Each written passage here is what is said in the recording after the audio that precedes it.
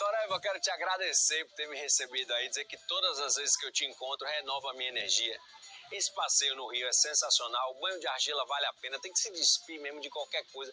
Se joga, faz o banho de argila, vive essa energia se você for visitar e pode ir sem medo. Você vai ter assim uma experiência sensacional com esse cara que já teve no Mais Você, já teve no Jornal Hoje e tá no Rota, né? Também vou puxar essa sardinha pro meu lado.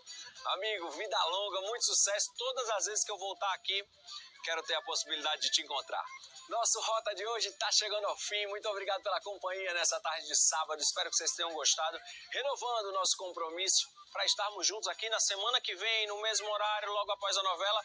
Mas não mude de canal, porque assume a programação agora minha vizinha linda, Kelly Vieira, com seu Resenhas, que eu adoro. Eu vou ficar assistindo, você fica também. Um grande beijo, gente, e até o próximo sábado. Valeu!